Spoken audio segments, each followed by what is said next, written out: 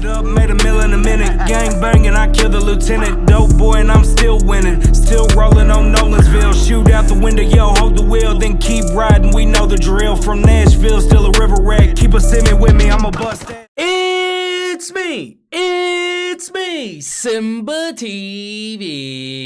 Bang! What is good, YouTube fam? It's your boy Simba coming back here again with another reaction video for you guys today. For today's reaction video, we got Mr. Ballin, the worst death story on the internet. So let's jump up in it. Today, we're going to look at 3 places you can't go and people who went there anyways. But before we get into today's I don't know why people be doing that, man. The strange, dark, and mysterious delivered in story format, then you've come to the right place because that's all we do, and we upload once or twice every week. So if that's of interest to you, please offer to do the like button's eyeliner, but use a wide tip black Sharpie. Also, please subscribe to our channel and turn on all notifications so you don't miss any of our weekly uploads. All right, let's get into today's stories. Let's get it. Hey, hey.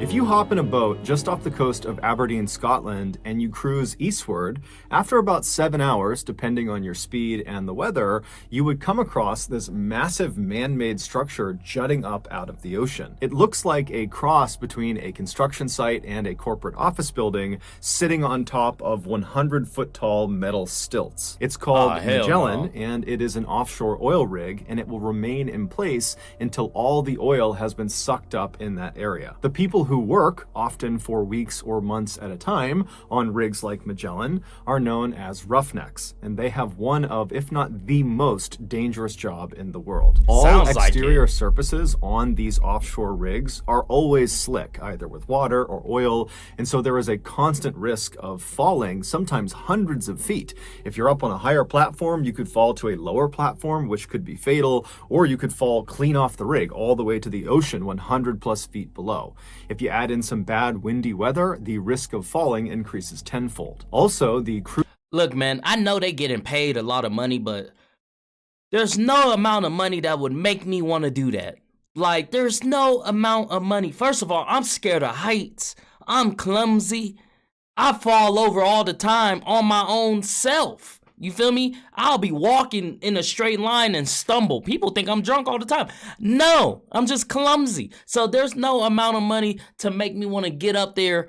Nah, I'm good, bro. What? Crude oil that these roughnecks are drilling for is highly combustible, and so fires are a huge concern as well. And if that wasn't risky enough, there's also this phenomenon known as a blowout, where basically the oil well that the drill is actually drilling into will just explode. Now, all rigs have some sort of mitigating equipment to try to save themselves in case this occurs, but in reality, if it happens and you are unfortunately near the drill when it happens, you're done. You are likely to be killed or maimed. Yeah, while the downsides of working on an oil rig are fairly obvious, the upsides are too. Namely, your pay is fantastic. In 2000, a 41-year-old father of 2 named Gordon Moffat was a roughneck working on the Magellan. His primary job was to perform maintenance on the drill.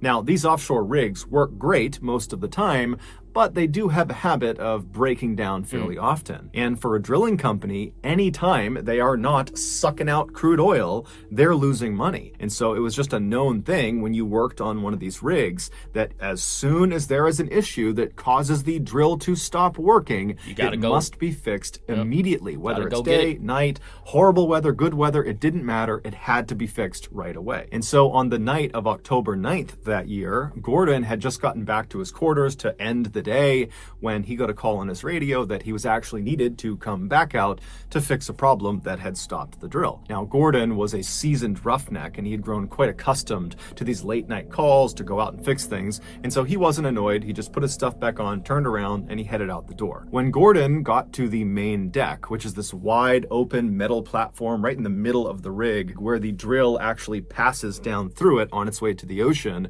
when he got to the main deck, he was met by some of his coworkers coworkers who told him where he would need to go. The cabling that needed fixing was located right below the main deck. However, it was not accessible from the main deck. In order for Gordon to get to it, he would need to go down to the next lowest platform from the main deck. Basically, he would need to hop in an elevator and go down one floor. And from this lower deck, the crew on the main deck would lower down a harness attached to a long wire. They would feed it down through this hole in the main deck platform called a mouse hole. It was about 10 inches across, and they would feed it down, and he would grab the harness, he would put it on, and then he would signal up to the main deck crew, who could literally see him through this mouse hole. They would turn around and they would signal somebody called the hoist operator, and they were located above the main deck, slightly back. They couldn't actually see Gordon, so they're relying on communications with the people on the main deck. And the hoist operator would start their winch, and a winch basically reels in the wire that was connected to the harness that was on Gordon. And so once the hoist operator was informed, he'd turn on the winch,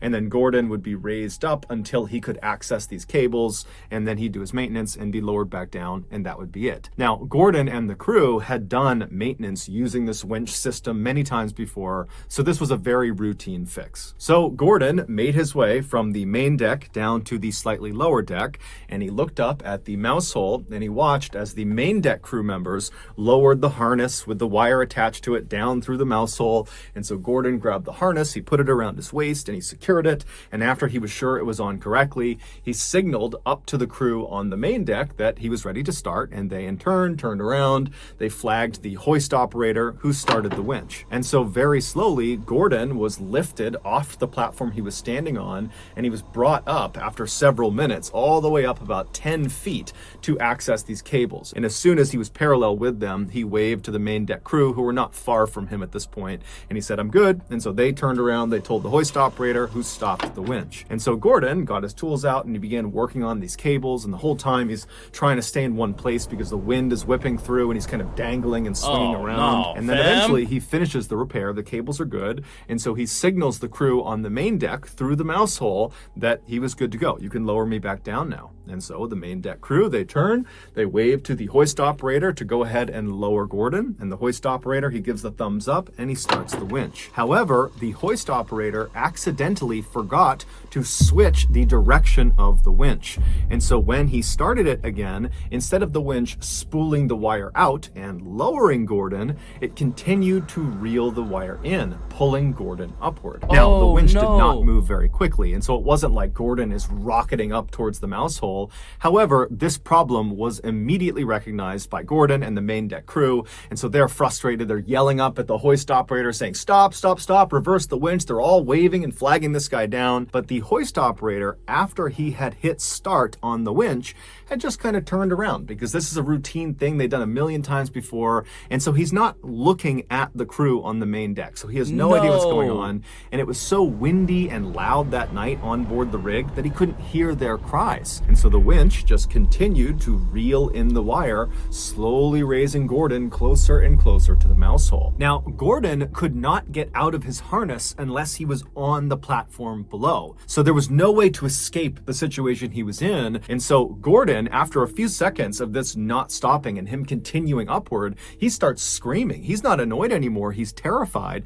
and so is the crew on the main deck. They are now frantically screaming at the hoist operator to stop the winch, but nothing is working. And so one of the main deck crew members, sensing that they need to do something different to get this guy's attention, he runs away from where the mouse hole is to this nearby phone, and this phone is connected up to the hoist operator station, and he picks it up and it starts dialing. Up in the hoist operator station, he's still not paying attention when the phone rings. He grabs the phone, puts it to his ear, and immediately he's hit with screams to stop the winch. And so the hoist operator, totally confused, whips around and hits stop on the winch. But it was too late. Just a few moments earlier, Gordon had finally been pulled all the way up right to the entrance of the underside of this mouse hole. And as he reached this hole, he tried to position himself in a vertical position so that maybe he could slip his upper body into the hole and he could just kind of slide through the hole. He'd still be hurt by it, but it would limit the damage. However, because of his harness being on his waist right in front of him, he couldn't get himself into a vertical position. He could only lay back in a horizontal one. And so when he reached the underside of the main deck and he's looking right at this mouse hole, he just put his arms and his legs out and tried to push himself back as if he could fight the winch and keep himself from going into this hole. But there was nothing he could do, and so his pelvis first was pulled into the 10-inch hole. And as that's nasty, bro. That is nasty. Man, that's... I always say this, man. It's not for me, at least, it's not dying that scares me. It's how. And that's like the situation of, it's more scary knowing you're about to die, this horrible death, and knowing that you can never speak to your people again, tell your wife you love her for one last time, whatever it is. It's knowing that this is coming and I have 10, 5, and you're counting down. That's the scary part, man. That's terrifying. Wow. As his body begins to literally break in half, he's screaming out in pain, and then by the time the hoist operator had hit stop, Gordon was already deceased, and only a section of his torso actually made it up through the hole. Wow. Gordon's company was found guilty of being blatantly delinquent on many safety protocols, and so they were fined £60,000, and then they paid an undisclosed amount to Gordon's family. In October of 1994, a middle-aged man named Ivan, who lived in Estonia, which is a country in Northern Europe, was walking in this forest looking for firewood. This forest butted up against the town he lived in, which was called Timiku, and so as a result of his proximity to it, he had spent a lot of time in these woods over the years. But in general, his exposure to this forest was just on the fringes. He would only look for firewood along the perimeter of the woods. But for whatever reason, that day he was just really having a hard time finding good firewood, and so at some point he decided to just walk deeper into the woods to see if he would have luck in there. And so he turns and starts walking into the forest, and very quickly, when the town has kind of disappeared from view behind him, he looked around and kind of liked being in the woods. He didn't go for walks in the woods, and suddenly he was on this nice nature walk. And so he decided, you know what, I can wait on the firewood. Bears I'll just and all walk types in the of shit out forest there. for a little while longer and enjoy bro. myself and kind of meditate. So he just continued walking deeper and deeper into the woods, and after walking for nearly an hour, just kind of mindlessly walking about, he sees up ahead there is very clearly a clearing, and then before the clearing is what looks like a chain link fence. Now, he's never been this deep into the woods before, so he has no idea what this is, but he's obviously curious, and so he decides he'll go see what it is. And so he continues walking closer and closer to what obviously is a chain link fence, and as he's getting closer to it, the trees around him are beginning to thin out, and suddenly, before he even reaches the fence, he gets a very clear view of what's on the other side. And it's this huge multi-story building that almost looks like a factory or some sort of government facility, and it's sitting maybe a couple 100 feet away from the fence, right in the middle of this property, and there's really nothing around it. It's just this cleared out big open area with this big building right in the middle, and there's a fence all the way around it. And so Ivan is totally intrigued by this, and so he walks right up to the fence, he grabs onto it, and he tries to look and figure out what this building is, but there's no clear signage on it, and there's no people anywhere. It's completely barren. There's nothing but this building. And then he notices there's obviously graffiti on the sides of this building, and the doors and windows appeared to be boarded up. So this building, whatever it is clearly abandoned. And the first thought that goes through Ivan's head is scrap metal. Times were tough for Ivan and his family, and so he and his two brothers, they all lived together, they would go out and they would steal scrap metal and sell it for a little bit of extra cash to make ends meet and provide for their big family. And so he's looking at this big building thinking, you know, if I can get in there, I guarantee you there is some metal that I can steal and I can sell. And so Ivan stayed at this fence just kind of staring at this building for a little while longer and continued to look around to make sure there weren't any people that he hadn't seen before. And after feeling satisfied that this really was a totally abandoned abandoned building, he turned around and began hustling back towards town. And when he finally made it to town, making sure to grab some firewood along the way, he rounded up his two brothers and he told them about this find in the forest. And they all very excitedly agreed that that night they would go right back out there and they would go inside the building and see what they could find. Oh, and so around 9 p.m. that night, the brothers met up and they had flashlights and a set of bolt cutters, and they headed into the nearby forest and marched their way all the way up to this fence that Ivan had found earlier in the day. And they lifted their flashlights up and they scanned through the fence all over the property. And when they didn't see anyone, they put their flashlights down and one by one they climbed up and over this fence. And then once they were all on the other side, they began making their way up to this huge building sitting in the middle of the property. And when they got up to this building, they confirmed it definitely looked like it was abandoned, except all of the doors and windows were sealed in such a way that even with bolt cutters, there was just no way to pry them open. They were not going to get inside this building. And so after a little while of still trying to kind of smash their way into this building, the brothers all linked up and they decided, you know what, we're not getting in, and the longer we stay here, the better the chances are that we get caught. And so let's just head back. And so feeling totally dejected, they turn and they start walking back towards the fence they hopped in on. And as they're walking along, they're kind of shining their lights left and right and looking around. And off to the far right side of the property, there is this small shack that they had not noticed on their way in. And so the brothers look at each other and they're like, hey, you know, we're already on this side of the fence. We might as well go check it out and see what's inside of it. Maybe there's scrap metal in there. And so the brothers turn and start making their way over to this shed. And when they get there, they discover it's only secured with a simple padlock on a wooden door. And so they get their bolt cutters, they pop off the lock, they open up the door, and there's initially nothing inside. At least that's what they think. But they move something on the ground and it reveals this stairwell that leads into this underground bunker. And now it's the middle. Yeah, nah. You're in a forest, you see a random ass abandoned building that you never seen before. It's dark. You find this weird ass underground layer. No! Take your L and go home. Go home. Never come back. Never come back. Just let whatever's in there be in there, bro. Nah. Of the night on this abandoned property they've snuck into. And so there's some apprehension, but they shine their lights down the steps and they didn't see any immediate hazards. And they're thinking, you know what? This is an adventure. Let's go down and see what's down there. Adventure my ass. So they all went down the steps. My ass back home. home. They got down to the bottom. They turn the corner and they shine their light to see what's down here. And what was down there was this huge cellar that was full of scrap metal. There was metal all over the ground, and then there were also these shelves that went as far back as their lights could shine, and on the lower shelves there were these weird square metal boxes that almost looked like briefcases, and then above those on the top shelf were 55-gallon aluminum drums. And in the brothers' experience, these drums were very, very valuable, except they needed to make sure they weren't full of some liquid, because if they're full, they weigh like 500 pounds, and there's no way they'd be able to get them out, and then trying to open them up and spill whatever's inside of them is hazardous for a lot of reasons. And so they walked over to the first 55-gallon drum they saw, and they pushed it to see if it was empty.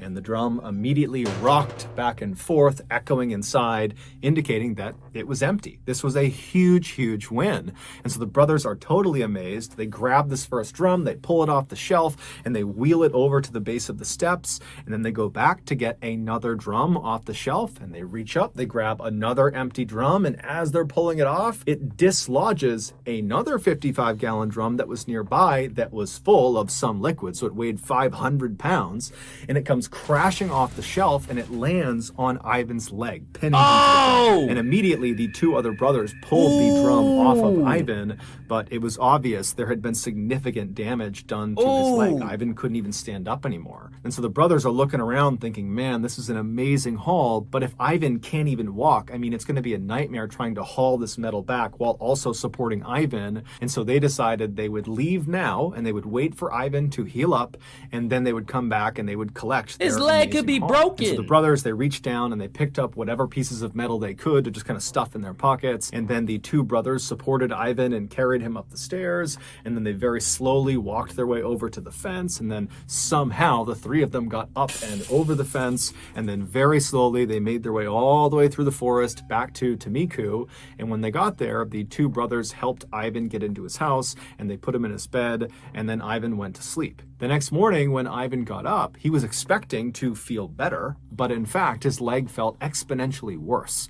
And then over the course of the next 72 hours, Ivan still believed if he just gutted it out and he waited, his leg would get better, but it just got worse and worse and worse. And so 4 days after this leg injury, Ivan was in so much pain, he couldn't do anything. And so he finally decided he had to go to the hospital. And so when he gets to the hospital, the doctor asks Ivan, what happened to your leg? And Ivan would tell him that, I was in the woods and a tree fell on my leg, because he didn't want to admit to trying to steal scrap metal. And so the doctors, they accepted this. It seemed totally reasonable based on what his injury looked like. And so they admitted him to the hospital. They put him in his hospital room.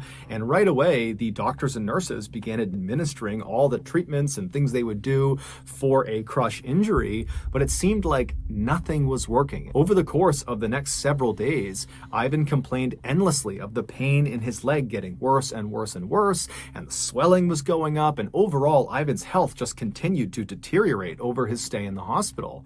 And then a week after being admitted to the hospital, so roughly 10 or 11 days after he was hurt, the doctors walked into his room and he was dead. His kidneys had just abruptly failed, and the doctors and nurses had absolutely no idea why. And so they told the family, we don't know what happened to him. And so the family just had to collect Ivan's body, and then they had a funeral for him. But they're all thinking to themselves, how could this have happened? He hurt his leg and then his kidneys failed? It didn't make any sense. Some type of toxin or something. There was something in there, like something. Oh man, that sucks, man. Oh wow. I hear so many stories like that though, of people going to like hospitals and just dying. Like freaking, it's insane. Like that happened to a person that I know like 2 years ago. He went in for a checkup for like a cough, and then like 4 days later he was deceased. He was done. They came in his room and he was gone. Like crazy, bruh. But before they could get any clarity on that, they were dealt another tragedy. The beloved family dog just kind of abruptly died. It was young, it was healthy, and so just like Ivan, it was like this totally unexpected death. And so once again, the family's asking, what's going on here? And then just a couple of days after that, Ivan's stepson came downstairs one morning complaining of feeling sick. And when his family looked at his hands, they were blistered and covered in boils and looked like he had just reached his hands into a fire or something. But he would tell his family, I didn't do that. I don't know what's going on with my hands. I don't know why I feel so sick. They've been cursed? And so the family rushed the boy to the hospital, and naturally the doctors asked him, how did your hands get this way? What happened to you? And the boy would say, I don't know. But over the course of this initial discussion with doctors, the boy would tell them that over the last couple of days, he had been sifting through his stepfather, Ivan's possessions, and he had actually been using some of Ivan's tools from his toolbox. Now, the doctors were already aware of the strangeness around Ivan's death, and they were aware of the sudden passing of the family dog, and now they're seeing this boy who is showing up with these strange symptoms for no particular reason. And so the doctors knew something was off. And so on a hunch, they contacted the authorities and they told them what they thought. And then later that day, the authorities showed up at Ivan's family's house, and when they got out of the car, they were covered head to toe in white hazardous materials suits, and they told the family to evacuate the house for their safety. And then these people in suits got out these special wands and tools, and they marched into the family home, and immediately all their equipment led them to this one particular closet near the kitchen. And when they opened it up, in the closet was Ivan's toolbox, the same one the boy had been handling over the past couple of days. And when they opened that up, they found there were lots of normal tools you would expect inside of a toolbox, and they discovered one strange piece of scrap metal. It was the only piece piece of scrap metal that Ivan had grabbed off the floor of that cellar and tucked in his pocket before he and his brothers had left. And then after Ivan had passed away, his stepson had been going through his things and he had discovered this piece of scrap metal, and for whatever reason he had transferred it from the jacket to Ivan's toolbox. What Ivan and his family didn't know was that that piece of metal was extremely dangerous, because it came not from some abandoned building on some abandoned property in the middle of the forest. It came from an abandoned nuclear waste storage facility. That is what Ivan and his brothers had snuck onto. But because Ivan and his brothers had hopped over that side fence, they didn't see any of the warning signs that are posted on the front of the front gates telling people to stay back. Inside that cellar that the brothers were in, those small metal briefcase looking things on the lower shelves were shields for radiation. Inside of each of them was radioactive metal. And when that full 55-gallon drum came crashing off the shelf and smashed into Ivan's leg, his leg was not the only thing it smashed into. It smashed into one of those metal briefcases and broke it open, sending the radioactive metal inside of it flying out, and it landed right next to Ivan on the ground. And so when the brothers scrambled to pick up whatever loose scrap metal there was on the ground, Ivan unfortunately grabbed one piece, and it was the radioactive one. By the time Ivan finally got back to his house, he was actually already dead. He just didn't know it yet. That piece of metal had been inside of his jacket pocket, and it had been pressed against his body long enough that he had been dealt a fatal dose of radiation. There was nothing anybody could have done, even if they knew what had happened to him. As for the dog, it used to sleep on Ivan's jacket, and it did so when this piece of scrap metal was inside of it, and so it too died of radiation poisoning. As for Ivan's stepson, the reason his hands had been so badly burned and why he had become so sick, that was just from his brief exchange of touching the piece of scrap metal and then putting it in Ivan's toolbox. That alone had done that much damage to him. When the doctors considered the strangeness of Ivan's death, the dog's death, and now this boy's symptoms, they did suspect radiation poisoning, and so that was how the authorities were able to get to their house and very quickly locate that toolbox. Amazingly, Ivan's stepson and the rest of Ivan's family, including his two brothers, would make full recoveries. However, several months after this event, and after authorities had come in and said their house was clear of radiation, the grandmother would suddenly die totally unexpectedly. She was healthy, nothing was wrong with her, and so even though it was not officially cited as having been caused by radiation, many people believe it's from the exposure she had to this piece of scrap metal. Damn, man. Wow. That hurts In the 2017, soul, 71-year-old Bernard Gore was a retiree living in Tasmania, which is an island state of Australia. In January of that year, he and his wife of 50 years, Angela, decided to go visit their daughter who lived in Sydney, Australia. Now, they made this trip with some regularity, and they developed a sort of routine for every time they visited. They would land in Sydney, and then the first day they would spend it entirely with their daughter at her house, and then the next day, Angela would get up early, and she would head out into town and do some shopping on her own. And then sometime in the afternoon, Bernard would head out and he would meet up with her for lunch at a very popular spot. It was called the Westfield Center Mall, and they had an amazing food court. So on January 5th of that year, Bernard and Angela, they land in Sydney, and like they always did, they went straight to their daughter's house and they spent the day with her. And then early the next morning, Angela got up and she headed out to do her shopping. And before she left, she confirmed with her husband that they would meet up for lunch at Westfield Center Mall. Now, as it happened that day, Angela actually chose to do her shopping at Westfield Center Mall, and so she was there around lunchtime when she was supposed to meet Bernard. And so when she looked at her watch and she realized it was time to meet him, she just simply stepped out of the shop she was in and headed over to the food court. And when she got there, she found their meeting spot. It was in front of one of their favorite restaurants, and she sat down and then she scanned around looking for her husband, but inside of this busy food court, she couldn't see him. And so she looked at her watch again and she realized she was a couple of minutes early. And so she grabbed a menu and she began looking for what she was going to order while she waited for him to show up. But 15 minutes would go by and Bernard would not show up. And so now he was late. And so Angela, at this point, she pulls her phone out and she tries calling her husband, but he didn't answer. However, that was kind of common for Bernard, so not necessarily a red flag. Angela would continue to try calling her husband for the next several minutes, and each time he would not answer.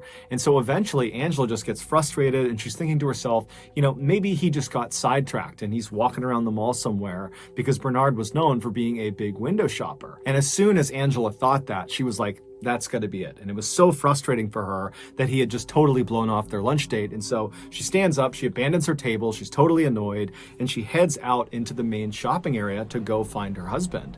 And so she's walking along, looking in each of the windows, expecting to see her husband. And at the same time, she's looking over her shoulder back towards the food court to see if maybe Bernard had shown up. But after 30 minutes of wandering around kind of right near the food court and not seeing him anywhere, Angela thinks to herself, you know what? I bet he thought we were supposed to meet at our daughter's house first. And so he probably hasn't even left the house yet. I bet he's just there waiting for me. And so Angela, when she realizes this, she stops looking for him in the mall. She turns around and she begins walking towards the mall exit. But before she reaches the exit door, a terrifying thought crosses her mind. What if Bernard got confused and has no idea where he is right now? A recent unfortunate development for Bernard was that he was showing early signs of dementia. It hadn't fully taken a hold of him yet, but he was clearly starting to forget things that he shouldn't. And so as soon as Angela thought of this, she went from being annoyed with her husband to being very worried about her husband. And so she sped through those doors outside and speed walked all the way back to her daughter's house, which was not far from the mall. And the whole time she's walking, she's telling herself she's going to walk inside and she's going to see Bernard. He's going to be in the house. But when she got to the house and went inside and saw her daughter said, no, Dad left about 2 hours ago to go meet you. I haven't seen or heard from him since. Now, of course, both of them were extremely worried for Bernard, but they decided to just stay calm, that the best thing they could do right now would just be to stay put, stay at their daughter's house and wait for Bernard to eventually come back, because the only other logical place he would go would be his daughter's house. And so they sat at the house just kind of waiting, looking at the door, waiting for him to come in, but he didn't. And by 8 p.m., 6 hours after anybody had last seen Bernard, he still had not shown up. They couldn't get in touch with him. And so Angela called the police and reported him missing. Immediately, the police contacted the Westfield Center Mall security team and said, hey, we're looking for this guy. And they went right down to the food court where Bernard and Angela had said they were going to meet. And the mall security team walked all around and they walked into all the nearby shops and kind of scanned the immediate vicinity near their meeting spot. But they reported back to police that there was no sign of Bernard. And they would also tell police that after reviewing their camera footage, and this mall had hundreds of cameras covering every angle, inside and out. I mean, everything is covered. They would tell police, after reviewing the footage, we didn't see Bernard enter or exit the mall at any point today. He was not here. And so the police, they take this information and they go back to Angela that night and they say, hey, look, we talked to the mall and based on their security footage, they have no record of Bernard ever being in the mall. Do you have any idea where he could have gone? And Angela would say, no, the only places would have been the mall or maybe at our daughter's house. This is also when Angela explained to police that her husband had early signs of dementia. And so it was possible that he might have just gotten confused and he could be out on the street somewhere. But she assured the police that her husband, whenever this happened, whenever he got confused, he would just sit down and he would try to ask for help from anybody passing by, or he would just sit where he was and he would wait for his family to come find him. And so with this knowledge, the police went back out and they widened their search and they began looking in all the areas that were within walking distance of the Westfield Center Mall. At the same time, Angela and her daughter began trying to retrace Bernard's footsteps from the daughter's home in the direction of the Westfield Center Mall to see if maybe there was something obvious along the route that might have sidetracked him and kind of led him astray, and that maybe he'd be somewhere else in those directions. But as they were walking around, there really was nothing that stood out to them. And then eventually it just got too dark out and they had to just turn it in and go back to their house and hope that the next morning when they got up, the police would have found Bernard and that he was okay. That's scary, but man. The next morning when they got up, the police had not found Bernard. There was no sign of him. There was no clues, nothing. And unfortunately, over the next several weeks, there was no sign of Bernard. Nobody knew what happened to him. Wow. On January 27th, so 3 weeks after Bernard had gone missing, a maintenance worker at the Westfield Center Mall was walking down the staff-only passageway. It was basically like this tunnel with no windows, all concrete. They kind of looped around the outside of the mall to help workers get to and from certain locations in the building. He's walking down this passageway when he looks down this one hallway that was very rarely used, and he sees at the end of it, barely lit up from the lights inside, there looks to be some equipment kind of propped up against the wall. And he's thinking to himself, there's no reason someone would leave their equipment at the end of this very rarely used hallway. It didn't make any sense. And so he decided to walk down and see whose equipment it was. And so he's making his way down, and he's getting closer and closer, and he still can't quite figure out what it is. The lighting's not great, but when he gets close enough to see what it is, he stops where he is, he turns around, and he runs back down the hallway. He finds the nearest exit, he goes outside, and he calls the police. Back on January 6th, on the day that Bernard and Angela were supposed to meet up for lunch, Bernard did leave his daughter's house, and he walked straight to the mall, and he got there. He arrived at the Westfield Center Mall and was picked up on camera walking into their food court. But the staff at the mall who reviewed the footage for police, they only looked at a handful of cameras. There's hundreds of cameras. They only looked at a couple, and so they missed this crucial footage of Bernard. Wow. And what the footage would have shown them was Bernard making his way into the food court ahead of Angela. Angela's nowhere to be found. And Bernard, instead of sitting down at their meeting spot in front of this restaurant, Bernard suddenly looks like he's confused, and he turns and he walks to this emergency exit door. He presses it in, he steps inside, and the door shuts behind him. Now, the Westfield Center Mall is not your average mall. It is massive. There are 6 floors to it, nearly 300 shops and restaurants. But what truly makes it massive is something that the public doesn't usually see. And that is behind staff-only doors and emergency exit doors like the one Bernard had just gone through are nearly 8 miles of windowless concrete narrow stairwells and tunnels that loop all around the outside of the building. And once Bernard had gone through that emergency exit door and that door had shut and locked behind him, the only way for him to return to the food court and meet his wife would be if he completely exited the mall and looped all the way back around. But in order to exit the mall from where he just entered, he would need to go to a very specific exterior fire exit door that was several floors below him, and to get to it required following this very confusing signage on the walls. And so if you did it correctly, you would basically go down the hallway, find this particular stairwell, you'd go down a couple of levels, and then at some point, without really any signage, you would get to the appropriate floor, and you'd go down the hallway into this maze of more hallways, and then finally you'd reach this kind of nondescript exit door, and that would be your exit. Finding your way from where Bernard entered all the way to the exit of the mall would be challenging for someone thinking clearly, and clearly Bernard was not. Bernard was confused and likely really didn't understand where he was or what he was doing or why he was there, and so he did not follow these directions. Instead, he just began wandering down the hallway, and he would have immediately passed the one stairwell that would have very circuitously brought him down but out of the building. He passed that stairwell, and he just kept on walking, and eventually he walked into this staff-only area, which was even more confusing because there was no signs telling him where to go, and virtually every door he encountered would have been locked. And so as Bernard wandered through this concrete maze and got more and more mixed up and confused,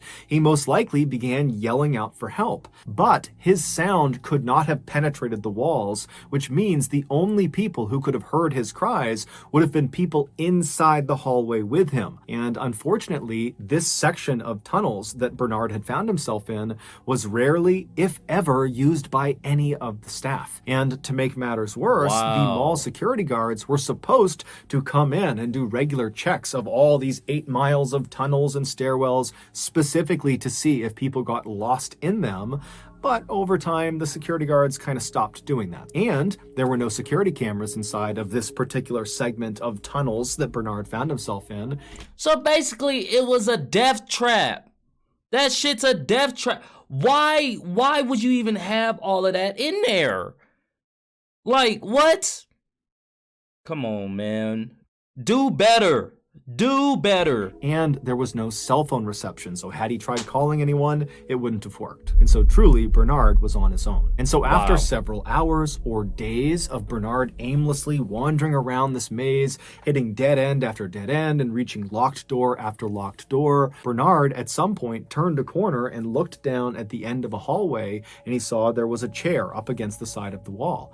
And like he was programmed to do anytime he got confused, he rushed over to it and he sat down and he began waiting for a passerby to help him or his family to find him. But unfortunately, help never came, and he would eventually pass away on that chair. On January 27th, that maintenance worker, he discovered Bernard's body. Following his death, the Westfield Center Mall came out and said they made drastic changes to their security system and how they track people while they're on their property. So that's going to do it, guys. If you got something out of today's episode and you...